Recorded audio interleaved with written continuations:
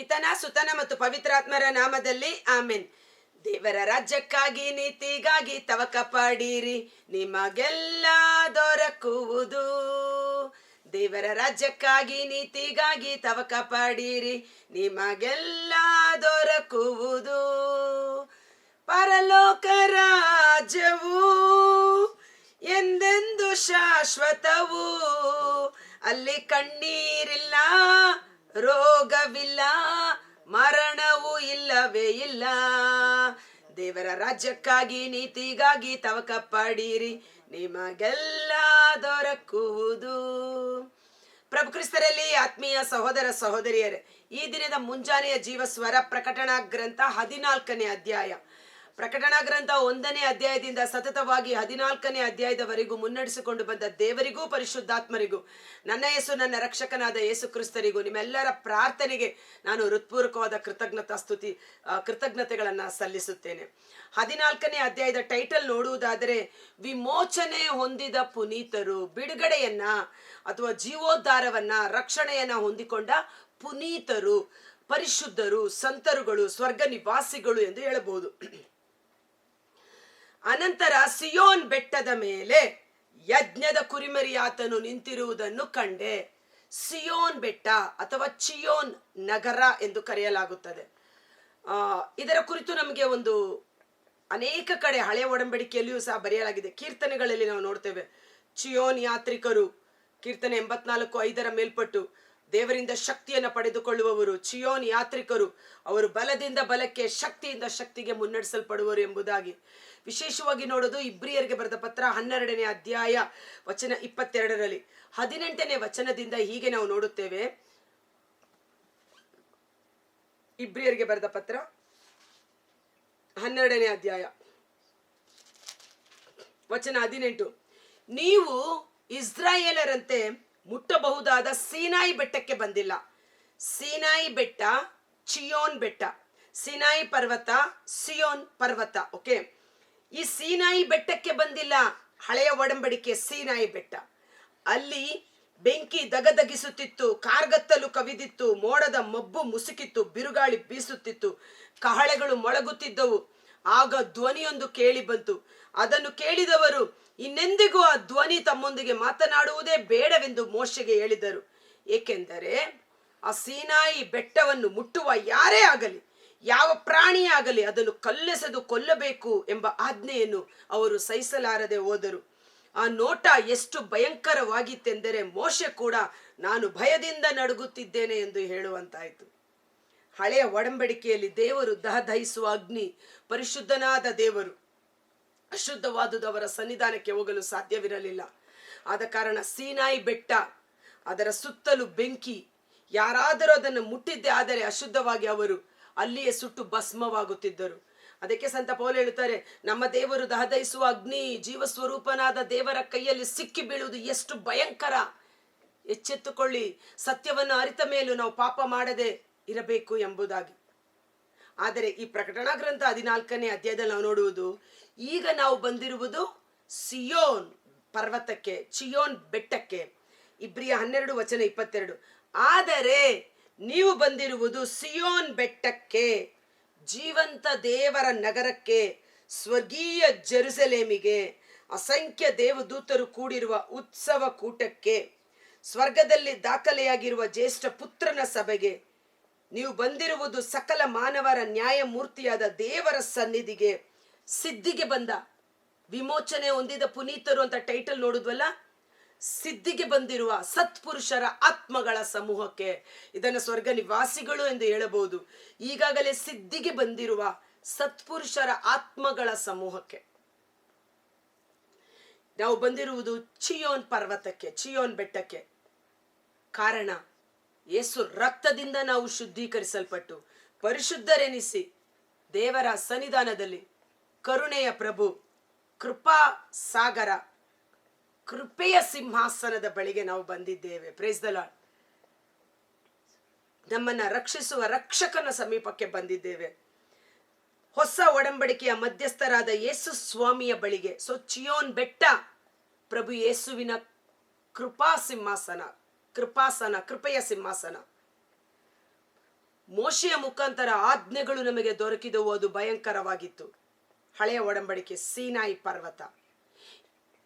ಯೋಹನ 1:17. ಯೇಸುವಿನ ಮುಖಾಂತರ ನಮಗೆ ಸತ್ಯವು ಕೃಪೆಯು ಯಥೇಚ್ಛವಾಗಿ ಹರಿದು ಬಂತು. ಕೃಪೆಯ ಮೇಲೆ ಕೃಪೆಯನ್ನು ನಾವು ಪಡೆದುಕೊಂಡೆವು. ಯೇಸುವಿನ ಮುಖಾಂತರ ವರಪ್ರಸಾದದ ಮೇಲೆ ವರಪ್ರಸಾದವನ್ನು ಪಡೆದುಕೊಂಡೆವು. ಕೃಪೆಯ ಮೇಲೆ ಕೃಪೆ, ಕೃಪೆಯ ಮೇಲೆ ಕೃಪೆ. ಅನೇಕ ಕೃಪಾ ವರದಾನಗಳನ್ನು ನಾವು ಪಡೆದುಕೊಂಡೆವು. ಆದ ಕಾರಣ ಚಿಯೋನ್ ಪರ್ವತ ಪ್ರಭು ಯೇಸುವಿನ ಕೃಪೆಯ ಸಿಂಹಾಸನ, ಸಕಲ ಸತ್ಪುರುಷರು ಸೇರಿರುವ ಸಮೂಹ, ನೂತನ ಜೆರುಸಲೇಮ್, ಹೆಬೇಲನ ರಕ್ತಕ್ಕಿಂತಲೂ ಅಮೋಘವಾಗಿ ಮೊರೆ ಇಡುವ ಯೇಸು ಸ್ವಾಮಿ, ಒಡಂಬಡಿಕೆಯ ರಕ್ತ, ಹೊಸ ಒಡಂಬಡಿಕೆಯ ಮಧ್ಯಸ್ಥರಾದ ಯೇಸು. ಸೀನಾಯಿ ಪರ್ವತ ಹಳೆಯ ಒಡಂಬಡಿಕೆ, 10 ಆಜ್ಞೆಗಳು ಮೋಶೆ ಮುಖಾಂತರ ಕೊಡಲಾದದ್ದು. ಅದನ್ನು ಪರಿಪಾಲನೆ ಮಾಡಲು ಮನುಷ್ಯರಿಗೆ ಸಾಧ್ಯವಾಗಲಿಲ್ಲ. ಆದರೆ ಈ ಚಿಯೋನ್ ಪರ್ವತ, ಚಿಯೋನ್ ಬೆಟ್ಟ ಹೊಸ ಒಡಂಬಡಿಕೆಯ ಮಧ್ಯಸ್ಥರಾದ ಯೇಸು ಕ್ರಿಸ್ತರ ಮೂಲಕ ನಮಗೆ ದೊರಕಿದ್ದು. ಅಮೋಘವಾಗಿ ಮೊರೆಯಿಡುವ ಪ್ರೋಕ್ಷಣ ರಕ್ತದ ಬಳಿಗೆ ನೀವು ಬಂದಿದ್ದೀರಿ. ನೋಡಿ, ಆ ಚಿಯೋನ್ ಅನ್ನೋ ಪದಕ್ಕೆ ಆಕ್ಚುಲಿ ನಾನು ಅದ್ರ ಬಗ್ಗೆ ಏನೂ ಧ್ಯಾನ ಮಾಡಿರಲಿಲ್ಲ. ಬಟ್ ಇಲ್ಲಿ ಪ್ರಬೋಧನೆ ಸ್ಟಾರ್ಟ್ ಮಾಡಿದಾಗ ಪವಿತ್ರಾತ್ಮರು ಅದರ ಬಗ್ಗೆ ಇನ್ನೂ ಸ್ವಲ್ಪ ಕ್ಲಿಯರ್ ಆಗಿ ನನಗೂ ಸಹ ಅರ್ಥವನ್ನ ಮಾಡಿಕೊಟ್ಟಿದ್ದಾರೆ. ದೇವರಿಗೆ ಸ್ತೋತ್ರವಾಗಲಿ. 14ನೇ ಅಧ್ಯಾಯ ವಚನ 1. ಅನಂತರ ಸಿಯೋನ್ ಬೆಟ್ಟದ ಮೇಲೆ ಯಜ್ಞದ ಕುರಿಮರಿಯಾದ ಆತನು ನಿಂತಿರುವುದನ್ನು ಕಂಡೆ. ಆತನ ಸಂಗಡ 1,44,000 ಮಂದಿ ಇದ್ದರು. ಈ 44,000 ಮಂದಿ ಯಾರು? ಸಿದ್ಧಿಗೆ ಬಂದ ಸತ್ಪುರುಷರ ಆತ್ಮಗಳ ಸಮೂಹ. ಅಕ್ಕ, ನಾವು ಅದರಲ್ಲಿ ಇಲ್ವಲ್ಲ ಅಂತ ಯಾರು ಟೆನ್ಷನ್ ಮಾಡ್ಕೋಬೇಡಿ. ಆಲ್ರೆಡಿ ಪ್ರಕಟಣಾ ಗ್ರಂಥ 5ನೇ ಅಧ್ಯಾಯ ವಚನ 9, 10ರಲ್ಲಿ ನಾವು ನೋಡಿದ್ದೇವೆ. ಲೆಕ್ಕವಿಲ್ಲದಷ್ಟು, ಎಣಿಸಲಾರದಷ್ಟು ಅಸಂಖ್ಯಾತವಾದ ಒಂದು ದೊಡ್ಡ ಜನಸಮೂಹ, ಸಕಲ ದೇಶ, ಭಾಷೆ, ಕುಲ, ಗೋತ್ರಗಳಿಂದ ಯೇಸು ರಕ್ತದಿಂದ ಕ್ರಯಕ್ಕೆ ಕೊಳ್ಳಲ್ಪಟ್ಟವರು ಜೀವೋದ್ಧಾರವನ್ನು ಪಡೆದುಕೊಂಡಿದ್ದಾರೆ ಅಂತ. ಓಕೆ, ಸೊ ಇದು 1,44,000 ಮಂದಿ ಸಿದ್ಧಿಗೆ ಬಂದ ಸತ್ಪುರುಷರ ಆತ್ಮಗಳ ಸಮೂಹವಾಗಿರಬಹುದು. ಓಕೆ, ಇದಲ್ಲದೆ ಸ್ವರ್ಗದಿಂದ 2ನೇ ವಚನ, ಇದಲ್ಲದೆ ಸ್ವರ್ಗದಿಂದ ಮಹಾಧ್ವನಿಯೊಂದು ಕೇಳಿಸಿತು. ಅದು ಬೋರ್ಗರಿಯುವ ಜಲಪ್ರವಾಹದಂತೆ ದೊಡ್ಡ ಗುಡುಗಿನ ಗರ್ಜನೆಯಂತೆ ಇತ್ತು. ನಾವು ಕೇಳಿದಂಥ ಧ್ವನಿ ಕಿನ್ನರಿಯನ್ನು ನುಡಿಸುತ್ತಿರುವ ವಾದ್ಯಗಾರರ ಸ್ವರದಂತಿತ್ತು. 1,44,000 ಜನರು ಸಿಂಹಾಸನದ ಸಾನ್ನಿಧ್ಯದಲ್ಲೂ 4 ಜೀವಿಗಳ ಮುಂದೆಯೂ ಸಭಾ ಪ್ರಮುಖರ ಎದುರಿನಲ್ಲೂ ನಿಂತು ಒಂದು ಹೊಸ ಗೀತೆಯನ್ನು ಆಡುತ್ತಿದ್ದರು. ಹೊಸ ಗೀತೆ ನನ್ನ ಬಾಯಿಯಲ್ಲಿ ದೇವರು ಬರಿಸಿದರು, ಹೊಸ ಗೀತೆಯನ್ನ ಎಂಬುದಾಗಿ. ಪ್ರವಾದಿ ಯೆಶಾಯನ ಕೀರ್ತನೆಗಳು 40ನೇ ಅಧ್ಯಾಯ, ಅದರ ಟೈಟಲ್ ನೋಡಿ, ಜೀವೋದ್ಧಾರದ ಅಭ್ಯರ್ಥಿಯಿಂದ ಸ್ತುತಿಗೀತೆ.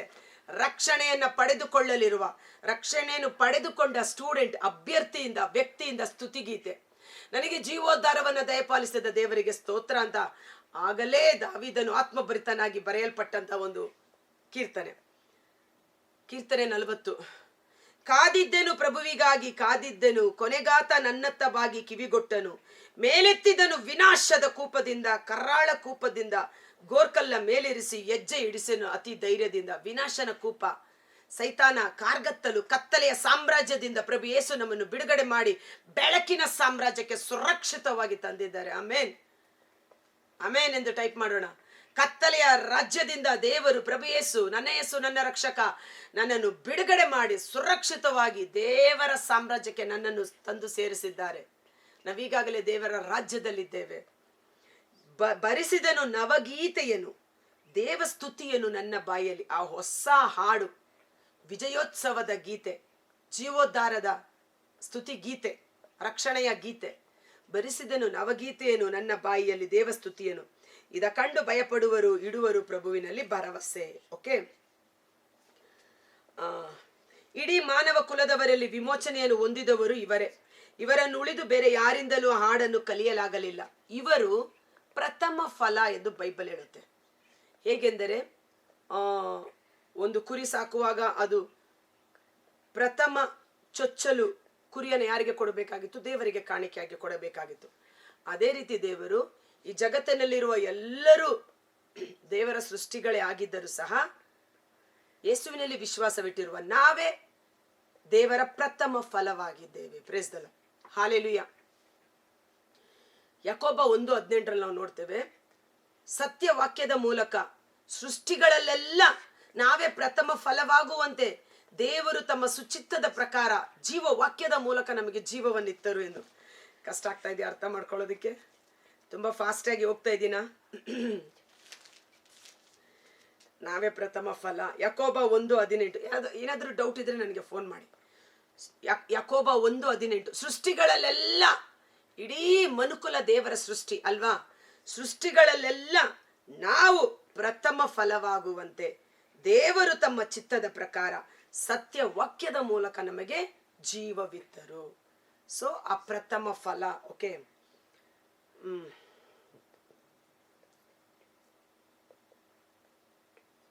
ಇವರನ್ನು ಉಳಿದು ಬೇರೆ ಯಾರಿಂದಲೂ ಆ ಹಾಡನ್ನು ಕಲಿಯಲು ಆಗಲಿಲ್ಲ. Praise the Lord. ಓಕೆ, ಉಳಿದುದು ಸ್ವಲ್ಪ ನೆಕ್ಸ್ಟ್ ವಾಕ್ಯ ಸ್ವಲ್ಪ ಡೀಟೇಲ್ ಆಗಿ ಎಕ್ಸ್ಪ್ಲೇನ್ ಮಾಡಬೇಕು. ಅದು ನಾಳೆಯ ದಿನ ನಾವು ಧ್ಯಾನಿಸೋಣ. ಒಂದು ಕ್ಷಣ ಕಾಲ ನಾವು ಕಣ್ಗಳನ್ನು ಮುಚ್ಚೋಣ. ಕರ್ತರಾದ ಯೇಸುವೇ, ಮುಂಜಾನೆ ಜೀವಸ್ವರವನ್ನು ಆಲಿಸುತ್ತಿರುವ ಪ್ರತಿಯೊಬ್ಬ ಸಹೋದರ ಸಹೋದರಿಯವರ ಕುಟುಂಬಗಳನ್ನು ನಿಮ್ಮ ಬಲಾಢ್ಯವಾದ ಗಾಯಗೊಂಡ ಕರಗಳಿಗೆ ಸಮರ್ಪಿಸುತ್ತೇನೆ.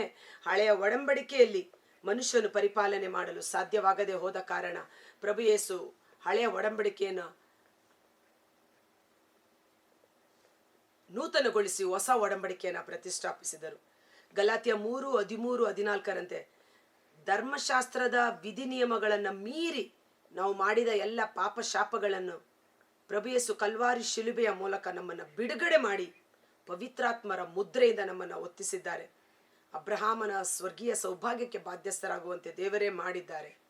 ವಿಮೋಚನೆ ಹೊಂದಿದವರ ಉತ್ಸವ ಗೀತೆ, ನಮ್ಮ ಬಾಯಿಯಲ್ಲಿ ನವಗೀತೆಯನ್ನು, ದೇವಸ್ತುತಿಯನ್ನು ಬರಮಾಡಿದರು.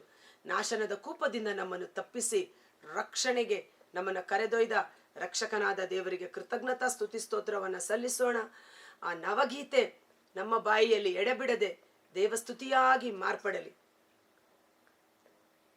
ನಮ್ಮನ್ನು ದೇವರು ತನ್ನ ಸ್ವಂತ ರಾಜ ಯಾಜಕ ವರ್ಗದವರನ್ನಾಗಿ ಆಯ್ಕೆ ಮಾಡಿ ಸ್ತುತಿ ಎಂಬ ಯಜ್ಞ ಬಲಿಯನ್ನು ಸತತವಾಗಿ ಅರ್ಪಿಸುವ ರಾಜ ಯಾಜಕರ ಅಭಿಷೇಕ ನಮ್ಮಲ್ಲಿ ಕಾರ್ಯ ಮಾಡಲಿ. ಕಟ್ಟಲ್ಪಟ್ಟಿರುವ ನಮ್ಮ ತುಟಿ ನಾಲಿಗೆಗಳು ತೆರೆಯಲ್ಪಡಲಿ. ಆ ಸ್ತುತಿಯ ಅಭಿಷೇಕ, ನವಗೀತೆಯ ಅಭಿಷೇಕ, ಜೀವೋದ್ಧಾರದ ರಕ್ಷಣಾ ಗೀತೆ ನಮ್ಮ ಮೂಲಕ ಕಹಳೆ ಮೊಳಗುವಂತೆ ಪವಿತ್ರಾತ್ಮರ ಅಭಿಷೇಕ ನಮ್ಮಲ್ಲಿ ಕಾರ್ಯ ಮಾಡಲಿ. ಯೇಸುವಿನ ಅದ್ಭುತಕರವಾದ ನಾಮದಲ್ಲಿ ಪ್ರಾರ್ಥಿಸಿ ಬೇಡಿ ಹೊಂದಿಕೊಳ್ಳುತ್ತೇವೆ. ಆಮೇನ್. ಈ ವಿಡಿಯೋ ಲಿಂಕನ್ನು ಪರರಿಗೂ ಶೇರ್ ಮಾಡಿ ಆಶೀರ್ವಾದವನ್ನು ಹೊಂದಿಕೊಳ್ಳಿ. Thank you.